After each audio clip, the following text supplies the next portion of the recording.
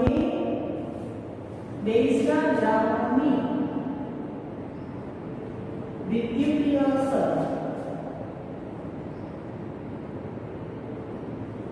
તો જ્યારે ગ્લુકોઝ અને આલ્કોહોલના દ્રાવણમાં અને બેઝ બધા જ પ્રકારના એસિડ અને બધા જ પ્રકારના બેઝની અંદર તમે જ્યારે શુદ્ધ પ્રવાહ પસાર કરો છો ત્યારે તમે ખ્યાલ આવશે કે બેઝના દ્રાવણો વિદ્યુતના અવાહક હોય છે જ્યારે એસિડના દ્રાવણો વિદ્યુતના વાહક હોય છે. બરાબર? અહીંયા તમને જે પ્રવૃત્તિ આપી છે એ પ્રવૃત્તિની અંદર સવાલ આવી ગયેલો છે. એમાં આલ્કોહોલ અને ગ્લુકોઝ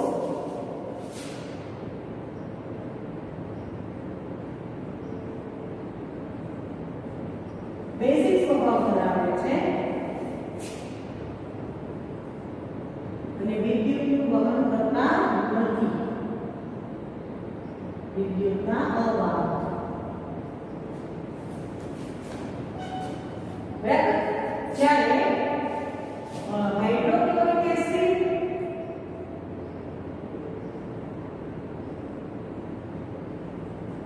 સલ્ફ્યુરિક એસિડ લખ્યું છે કે એસિડિક છે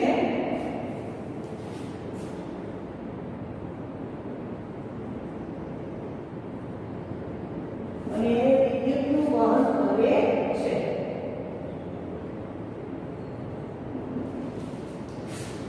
કેવી રીતે ખબર પડે કે વિદ્યુતનું વહન કરે છે? તો તમે જ્યારે દ્રાવણ છે વિદ્યુત પસાર કરો, બરાબર, તો બલ્બ પ્રકાશિત થાય તો વિદ્યુતનું વહન કરે છે. બલ્બ પ્રકાશિત ન થાય એટલે પ્રવૃત્તિ 2.8 ની અંદર તમને બલ્બવાળી આકૃતિ આપી છે એ આકૃતિ જોવાની. તો જેમાં બલ્બ પ્રકાશિત થાય છે, બરાબર, તો એ વિદ્યુતનું વહન કરે છે એમ કહેવાય. જેમાં બલ્બ પ્રકાશિત નથી થતો તે વિદ્યુતનું વહન કરતા નથી. હવે અહીંયા શા માટે એસિડિક છે એ વિદ્યુતનું વહન કરે છે અને બેઝ છે વિદ્યુતનું વહન નથી કરતા? તો એનું કારણ એ છે કે બેઝને જ્યારે આપણે જલીય દ્રાવણ બનાવીએ છીએ ત્યારે એમાં આયનો ઉત્પન્ન થતા નથી. બરાબર? એની અંદર OH માઇનસ બને છે પણ એ આલ્કલી કે બેઝ છે આયનો ઉત્પન્ન થતા નથી. જે બેઝ આયનો ઉત્પન્ન કરે તે વિદ્યુતના વાહક છે. બરાબર? પણ એસિડ છે, કોઈ પણ એસિડ એને જ્યારે દ્રાવણમાં ઉમેરવો છો ત્યારે તે H+ આયનના દાખલા તરીકે HCl Cl- એટલે ઋણ આયન એક ધન આયન. તો દ્રાવણમાં જ્યારે આયનો હાજર હોય તે વિદ્યુતનું વહન કરે.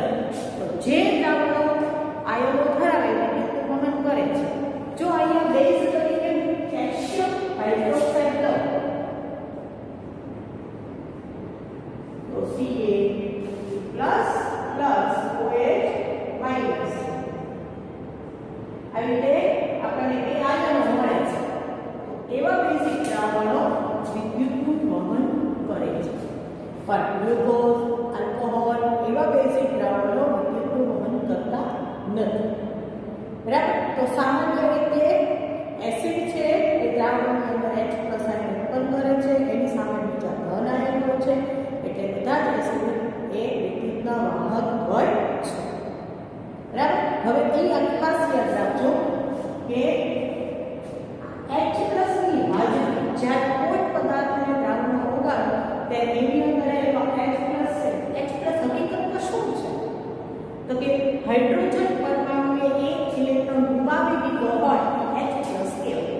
હવે એને પોતાનો એક ઇલેક્ટ્રોન ગુમાવી દીધો એનો અર્થ શું થયો કે એ હવે એક ખાલી પ્રોટોન જ ધરાવે છે. કે હાઇડ્રોજન અણુ હોય, બરાબર, તો એના ન્યુક્લિયસમાં એક પ્રોટોન અને 12 ઇલેક્ટ્રોન હોય. ઇલેક્ટ્રોન એ ગુમાવી દે તો એક પ્રોટોન જ ધરાવે છે જે સ્થાયી હોતું નથી. એટલે આ પ્રોટોન વાળું જે આયન છે એ તરત પાણી સાથે જોડાય H3O+ આયન બનાવે છે. અને આ H+ આયનની હાજરી જ એસિડિક ગુણધર્મો માટે જવાબદાર છે. બરાબર, એટલે સવાલ પૂછાય કે કયા આયનની હાજરી એસિડિક ગુણધર્મો માટે જવાબદાર છે? H+. હવે અહીંયા આપણે એક પણ જોઈએ, અહીંયા મેં લખ્યું છે કે જે આયન બનાવે છે એ વિદ્યુત વહન કરે, જે આયન બનાવે છે વિદ્યુત વહન કરે, પણ જે આયન બનાવતા નથી એ વિદ્યુત વહન કરતા નથી. તો એનો અર્થ એ થયો કે બધા જ એસિડનું આયન બનાવે છે પણ બધા બેઝ આયન બનાવતા નથી.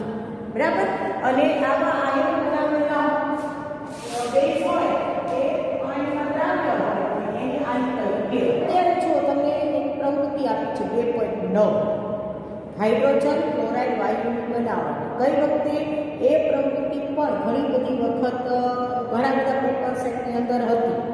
બરાબર, એટલે એમાં જોઈ લો કાંઈ કેવી રીતે બને છે. તો શુષ્ક કે શુદ્ધ કસનળીઓ, શુષ્ક અને શુદ્ધ કસનળી ન હોય તો કેલ્શિયમ ક્લોરાઇડનું દ્રાવણ છે એમાંથી કેલ્શિયમ ક્લોરાઇડ વાયુ પસાર કરે, કેમ કે એ શુષ્ક ભેજ શોષક છે. કેલ્શિયમ ક્લોરાઇડ છે ભેજ શોષક પદાર્થ છે. આવા કેલ્શિયમ ક્લોરાઇડ એમાંથી પસાર કરીએ એટલે જેટલો ભેજ હોય શોષાઈ જાય. નળી એકદમ શુષ્ક જોઈએ, જરાય ભીની હોવી જોઈએ નહીં. પછી એની અંદર ઘન NaCl મીઠું નાખવાનું.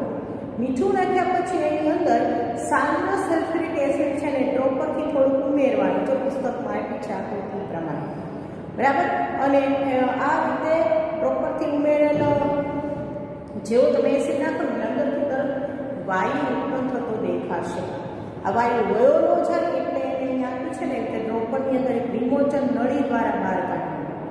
વાયુની પરત કસોટી કરવા માટે ભીનું ભૂરું લિટમસ પત્ર અને ભીનું લાલ લિટમસ પત્ર તૈયાર રાખવાનું.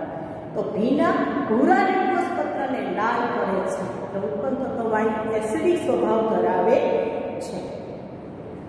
ઓકે, હા બોલ. હવે એમાં જે વાયુ ઉત્પન્ન થયો HCl છે એને જો ભીનું ભૂરું લિટમસ પત્ર રાખો ને ત્યારે પેલા પાણી એની અંદર પાણી સાથે પ્રક્રિયા કરે, પછી H+ આયન બનાવે જે પાણી સાથે જોડાય અને H3O+ આયન બનાવે અને Cl- આયન બને. અને આ H+ આયનની હાજરીને કારણે ભૂરું લિટમસ પત્ર લાલ થાય. જો આ વાયુ આગળ સૂકું પાણી વગરનું હોય એવું ભેજ હાજર ન હોય એવું લિટમસ પત્ર દાખલ કરીશ તો લાલ થશે નહીં. હાઇડ્રોજન આયન H+, બરાબર, એ પોતે અસ્થાયી છે, એટલો રહી શકે નહીં. એટલે આ આયન તરત ને તરત પાણીની સાથે સહસંયોજક બનાવી H3O+ બનાવે. પાણીનો અણુ હોય ને એમાં આવી રીતે હોય અને અહીંયા જે ઇલેક્ટ્રોન હાજર હોય એની સાથે H+ આયન છે આકર્ષાઈને જોડાય છે અને આવું H3O+ આયન બનાવે. બરાબર, તો ટૂંકમાં હાઇડ્રોજન આયન સ્વતંત્ર અસ્તિત્વ ધરાવતો નથી કે પાણીના અણુ સાથે જોડાય અને આ જે આયન બનાવે H3O+ આને કહેવાય હાઇડ્રોનિયમ આયન.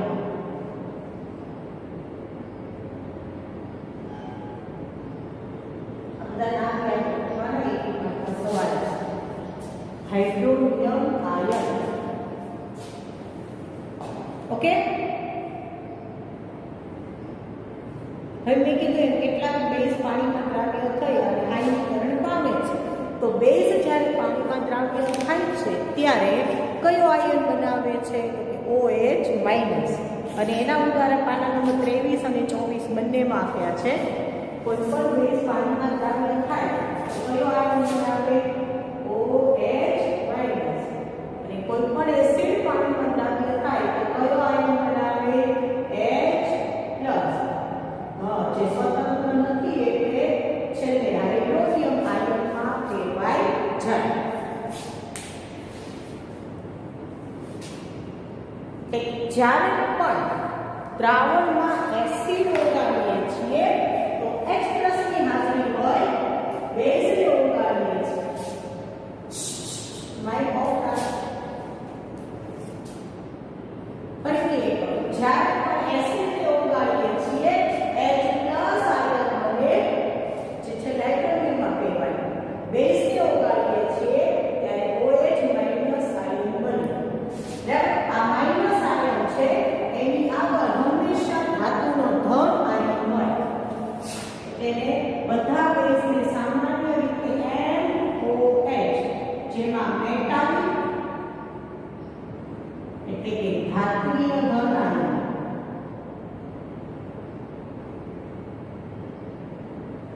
અને OH- તો હોય જ.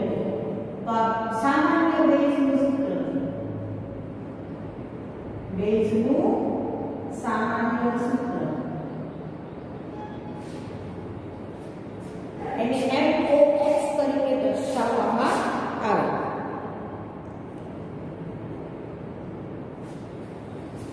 અને એ જ રીતે એસિડ હોય કોઈ પણ એસિડ એમાં H+ તો હાજર હોય જ તે બરાબર. એટલે એ HX તરીકે ઓળખાય જેમાં X છે એ કોઈ ઋણ આયન છે.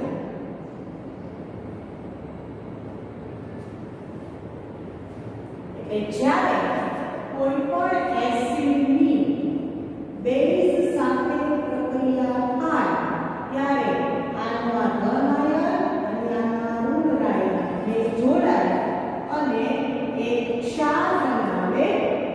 જ્યારે H+ અને OH- જોડાય અને પાણી બનાવે.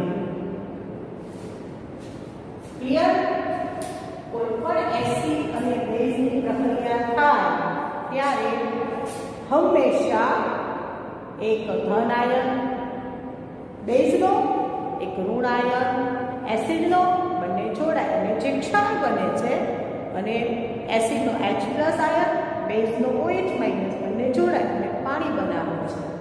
એટલે જ્યારે પણ એસિડ અને બેઝ પ્રક્રિયા થાય ત્યારે એસિડ એનો એસિડિક સ્વભાવ ગુમાવી દે છે અને NH+ જતો રહે છે. બેઝ એનો OH- સ્વભાવ ગુમાવી દે છે કે એનો OH- જતો રહે છે. એટલે ટૂંકમાં બેઝ પોતાનો સ્વભાવ એસિડ પોતાનો સ્વભાવ ગુમાવીને તટસ્થ બની રહે છે. એટલે આ પ્રક્રિયાને તટસ્થીકરણની પ્રક્રિયા કહેવાય. ઓકે? પછી જો પ્રવૃત્તિ 2.10 એવું કહે છે એસિડ જ્યારે પાણીમાં ઉકાળીએ છીએ કે બેઝને જ્યારે પાણીમાં ઉકાળીએ છીએ ત્યારે ઉષ્મા ઉત્પન્ન થાય છે. આ બંને પ્રક્રિયાઓ ઉષ્માક્ષેપક છે. ઉષ્માક્ષેપક પ્રક્રિયાઓ હોય છે. બરાબર? કેટલા પ્રકારના ઉષ્મા ઉત્પન્ન થશે કે ઓગળી રહેલા વાયુના જે એસિડ કે બેઝના પ્રમાણ આધારિત હોય છે. બધા જ એસિડ કે બધા જ બેઝ પાણીમાં સંપૂર્ણ દ્રાવ્ય હોય એવું જરૂરી નથી. બરાબર? એટલે ઘણી વખત તમે જો કે એસિડ જળીય દ્રાવણ બનાવતા હોઈએ તો સાંદ્ર સલ્ફ્યુરિક એસિડ લીધો હોય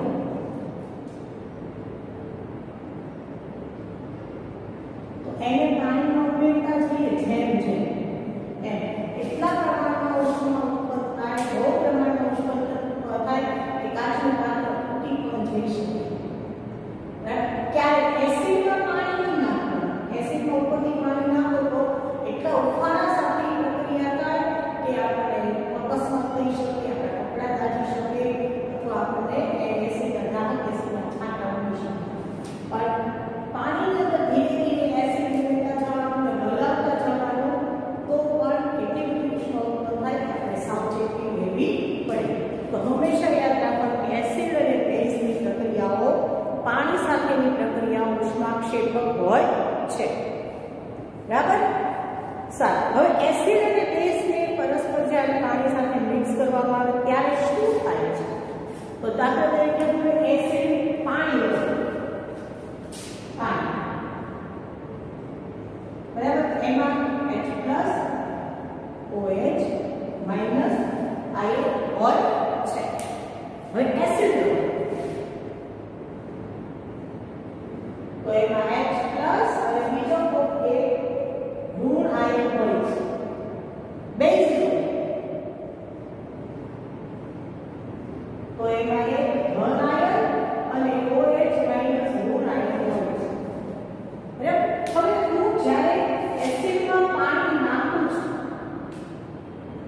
તો અહીંયા જેટલા H+ હતા એમાં નવા H+ ઉમેરાય પણ સાથે સાથે નવા OH માઈનસ આયન ઉમેરાય છે બરાબર એટલે જેમ જેમ આપણે પાણી નાખતા જઈએ છીએ તેમ તેમ એસિડ અને બેઝના મંદ દ્રાવણ ઉત્પન્ન થતા જાય છે અને એકમ દીઠ આયનો H+ કે OH માઈનસ ની સાંદ્રતામાં ઘટાડો થતો જાય છે આ પ્રક્રિયાને મંથન કહે છે એટલે સાંદ્ર એસિડની અંદર કે સાંદ્ર બેઝની અંદર પાણી ઉમેરીએ તો આપણને એના મંદ દ્રાવણો મળે છે અને આ પ્રક્રિયાને મંથન કહે છે યાદ રહેશે એવો MCQ ગયો તે બહુ પૂછાતો બધા પેપર સેટમાં હતો એસિડમાં પાણી ઉમેરીએ છીએ તો H+ આયનનું શું થાય એટલે કે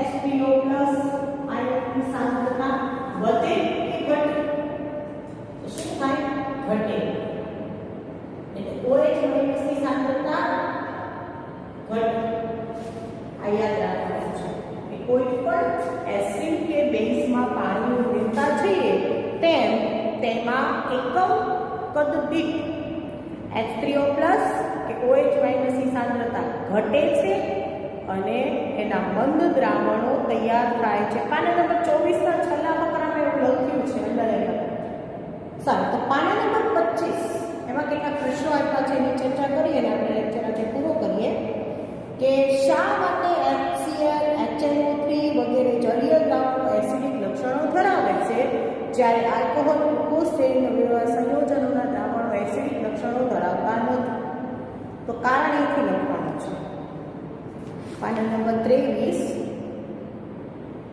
કે ગ્લુકોઝ આલ્કોહોલ વગેરેના દ્રાવણો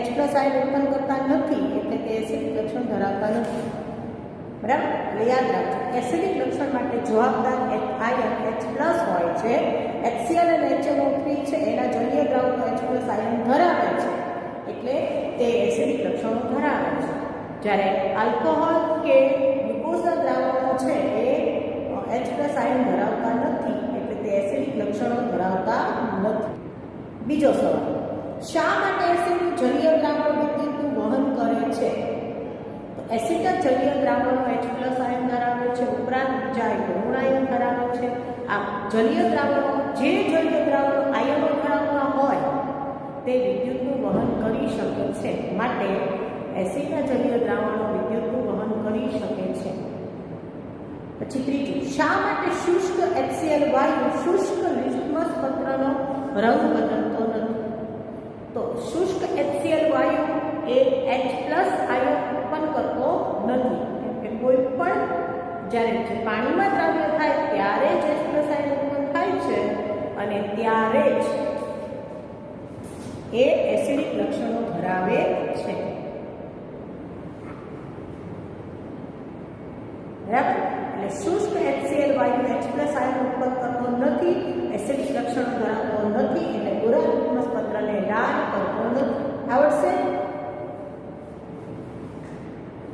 ફરીથી બોલું છું શુષ્ક HCl વાયુ એ H+ આયન ઉત્પન્ન કરતો નથી એસિડિક લક્ષણો ધરાવતો નથી એટલે ભૂરા લિટમસ પત્રને લાલ કરતો નથી જો લિટમસ પત્ર ભીનું હોય તો વાયુ તરત H+ આયન ઉત્પન્ન કરશે બરાબર એટલે ભૂરું લિટમસ પત્ર લાલ થશે પછીનો સવાલ એસિડને મંદ કરતી વખતે શા માટે એસિડને પાણીમાં નહીં ઉમેરવાનું પાણીને એસિડમાં ઉમેરવાની ભલામણ કરવામાં આવે છે તો એસિડને મંદ કરતી વખતે એસિડના જલીય દ્રાવણો બનાવીએ તો તે ઉષ્માક્ષેપક હોય છે આમ સાંદ્ર એસિડની અંદર પાણી ઉમેરતા એટલા બધા પ્રમાણમાં ઉષ્મા ઉત્પન્ન થાય છે કે એ મિશ્રણની બહાર ઉછળીને આવી શકે છે પાત્ર ફૂટી જઈ શકે છે બરાબર એટલે એ હું આપ્યું જ છું પાના નંબર 24 છેલ્લેથી બીજો પગલો કે નાઇટ્રિક એસિડ કે સલ્ફ્યુરિક એસિડને પાણી સાથે મિશ્ર કરતી વખતે ખૂબ જ સાવચેતી લેવી જોઈએ, કારણ કે એસિડને જ્યારે પાણીમાં ઉમેરીએ છીએ ત્યારે એમાં ખૂબ જ પ્રમાણમાં ઉષ્મા ઉત્પન્ન થાય છે, જેને લીધે એસિડ છે મિશ્રણ છે બહાર નીકળી શકે, દાજી શકાય અથવા કાચું પાત્ર ફૂટી જઈ શકે છે. માટે ભલામણ કરવામાં આવે છે કે એમાં પાણી ઉમેરવાને બદલે પાણીની અંદર એસિડ ઉમેરવું જોઈએ. ઓકે, તો ત્યાંથી લખતા આવડશે. 5મો સવાલ, એસિડના દ્રાવણ બંધ કરવામાં આવે ત્યારે હાઇડ્રોનિયમ આયનની સાંદ્રતા પર શું અસર થાય? તો એ કે પાના નંબર 24 નો છેલ્લા પગલા હાઇડ્રોનિયમ આયનની સાંદ્રતા ઘટે છે. પછી 6થો સવાલ, હાઇડ્રોક્સાઇડના દ્રાવણમાં વધુ પ્રમાણમાં બેઝ ઓગાળવામાં આવે તો શું થાય? તો યાદ રાખજો, કોઈ પણ એસિડ કે બેઝના દ્રાવણમાં જ્યારે એસિડ કે બેઝ નાખીએ તો H+ આયન કે OH- ની સાંદ્રતા વધે, પાણી નાખીએ તો ઘટે. તો પાણી નાખવાથી ઘટતી હોય એનો અર્થ એ કે NaOH વધુ નાખવામાં આવે તો OH- ની સાંદ્રતામાં વધારો થાય છે. બરાબર, તો ત્યાં એવું ઉમેરવાનું કે ત્યારે હાઇડ્રોક્સાઇડ આયનની સાંદ્રતા વધે છે. તો આ સાથે આપણે લેક્ચર પૂરો કરીએ. આ 6 સવાલ તમારા ફેસબુકમાં લખી નાખજો. કાંઈ પ્રશ્ન હોય તો એમ ઓલામાં પૂછી લેજો, અને મને ટાઈમ રહેશે ને તો હું એક ટેસ્ટ મૂકી દઈશ નાની એવી MCQ આટલા સુધીની. કેમ કે આજે જે ચર્ચા કરી બધા જ સવાલ MCQમાં જ પૂછાય છે.